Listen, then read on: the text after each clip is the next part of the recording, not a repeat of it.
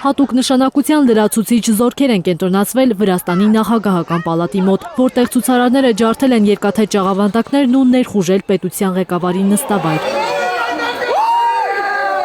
Լարվածությունն ամեն րոպե աճում է Ատոնելի փողոցում, ուր ընդդիմության հազարավոր աջակիցներ են եկել Ազատության հրապարակից։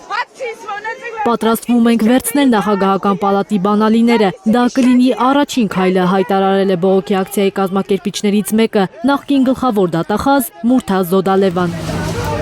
Ավելի վաղ ընդդիմությունը հայտարարել էր, որ մտադիր է խաղաղ հեղափոխություն անել։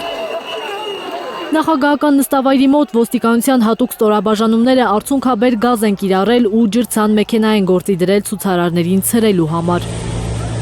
Եվրոպամետ ընդդիմությունը փողոց է դուրս եկել թիմ ընտրությունների օրը։ Քվեարկության նախնական տվյալներով առաջատար է իշխող վրացական երազանք կուսակցությունը։ Վարչապետ Իրակլի Կոբախիձեն հայտնել է, որ կառավարող ուժը ստացել է քվեների ավելի քան 70%-ը։